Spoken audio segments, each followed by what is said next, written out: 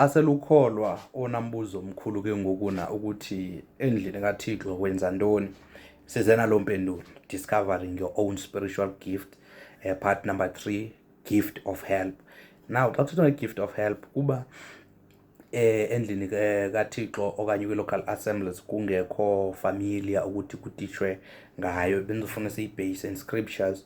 1 Corinthians chapter number 12 verse 28 ifuneka ngohlobo, and God has set some in the church, first apostle, secondary prophet, third teachers, after that miracles, then gift of healing and help.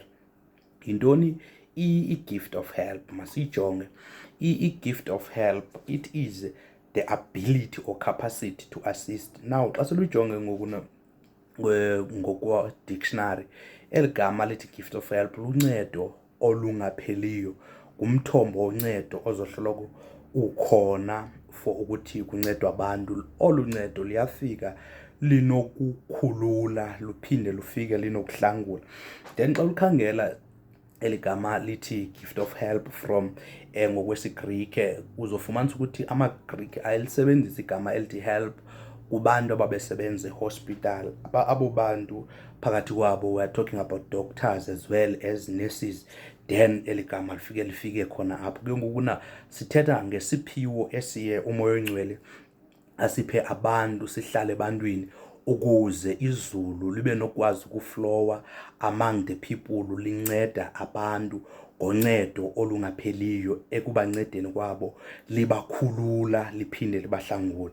Then ke kubalekile ukuthi le gift ngaphakathi endlini kaThixo i-acknowledge. Ngoku xa i-acknowledge because le gift ukufika kwayo, number 1, ine-benefit yokuthi i-increase ezinye i-believers ukuze zibe effective in their ministry. Masenze umzekelo, ubumfundisi uthunyiwe ukuthi ayoshumayela endaweni ethile, uzofika ashumayele, then uThixo uzobasezisa abantu phakathi kwabantu ezobazisa, uzofika abanikeze this gift.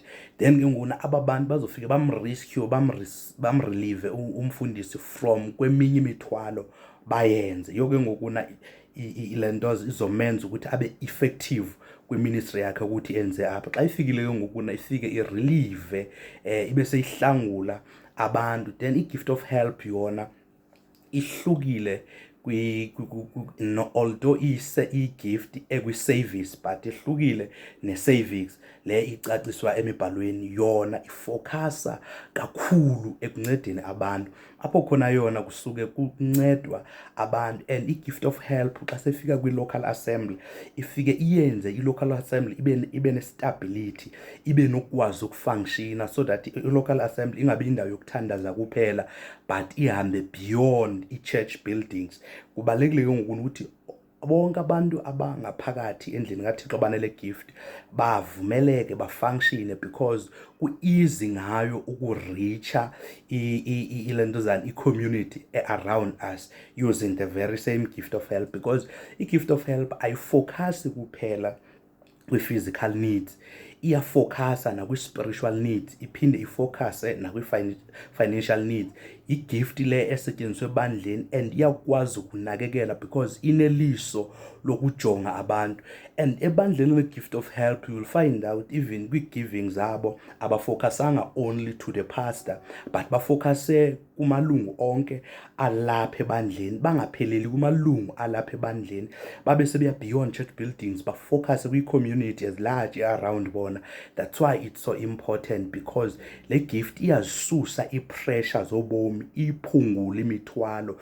Xa ithi yafika bavunyelwa abantu, inkosi banikezile ukuthi babe nesisipho, then zonke izipho kwi-areas kuyo zisebenza ngendlela elula. And kulula ukusebenzela inkosi xa u-around these people and befunctiona in their ability, because i-gift of help ifike incede ukuthi endlini kaThixo kube ne-flow ne-move kaThixo enhle, whereby izobe iyethule i-burdens ezininzi eze-around i-believers in that particular area. Then masenjonge imizekelo. Okokuqala sithi abantu ngomzekelo ezokunikeza wona bayanakekela i-church properties, ilentozana indlu kuqala bayihloloko ikwi-maintenance, ikwi-state esi-right ukuthi abantu bakhonze bekwindlu right. Everything ephayana into church properties, izitulo, cleaning and so on, as well as even instruments, labo bantu bayazinakekela. Number 2, benza secretary work. Masinokuthatha secretary work, ngizokwenza umzekelo ophilileyo ngento edumileyo kule mihla, EPAs. EPA kubalekile ukuthi ibe someone with a gift of help, because EPA umsebenzi ukuthi i-relieve uxanduva from that particular person. Then ngabantu abakhathalela abantu abane-need. I-gift of help bayafumaneka kwi-media ministries, bayafumaneka kwi-ushers. Yonke lento yenziwa ukuthi the gospel of God ibe nokwazi ukuthi isebenze kakuhle ngaphakathi, as well as iye beyond i-church buildings. Masikhangele ke ngokuna i-impact eyenzayo xa ithi avunyelwa ukuthi le flow iflowe kakuhle ngaphakathi endlini kaThixo, iyamove beyond the church buildings. Number 1, a gift of help. Umuntu one-gift of help ufika iphiwa umoya oyingcwele bayabenefitha azalwa nabo kokwabo, because uzohlala ku-elangazelela ukuthi bancedwe. Number 2, bayabenefitha abantu abakwisekle yakhe noba kusemsebenzini na, babenefitha because lo muntu unenhliziyo kaThixo, ayibopheleleki yona within i-church structures okanye i-church buildings, but iya beyond i-church buildings. Ixesha elinintsi uphinde bafumane nasebancinci abafunda ezikolweni ukuthi bayabenefitha because lo muntu uhlala kwelangazelela to help apho kunesidingo khona. Kwi-community besenza i-outreach. Xa uthetha ngomuntu one-gift of help, kuba khona ne-NPOs ne-NGOs ezihambayo phansi ziyokwazi ukunceda abantu, either ziyabahlangula financially okanye kube nezinto whereby kuzoba ne-counseling, zikwazi ukuhlangula abantu kwi-emotional needs, zikwazi ukuhlangula abantu kuzo zonke i-needs. The gift of help ithi xa selifikile iyenze i-kingdom kaThixo ifunction kakuhle. If bekuya ngami bekuzofuna ukuthi zonke indawo incedakala. Eyona nto inhle ngayo ayibheke ebuso bami, it's so godly. That's why efuna ukubheka uPaul babekuthiwa sizohlala i-hour, benzokuvezela uPaul enceda ethetha ngomuntu one-gift of help, athi waba lusizo kum, wabesethi nimncede nani.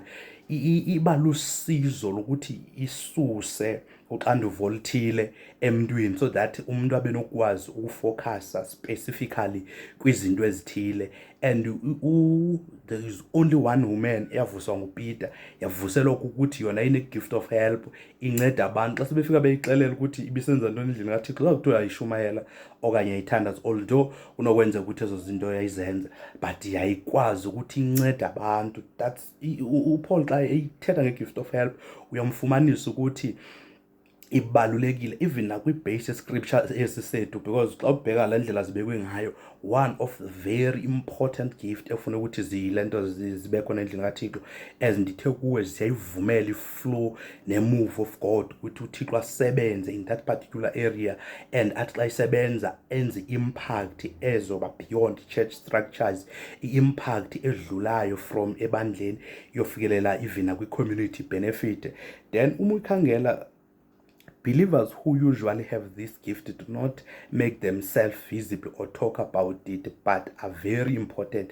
They are happy to serve faithfully behind the scenes.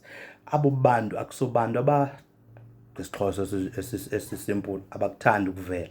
Then ke kubalekile ukuthi ebandleni likaThixo ku-create environment whereby all the spiritual gifts zobona zibalekile, zi-important, and kwenziwe lento awareness, so that abantu babe nokwazi ukuthi bafunction fully, bazidedele ezi zibabalo zisebenze endlini kaNkulunkulu. Thank you very much.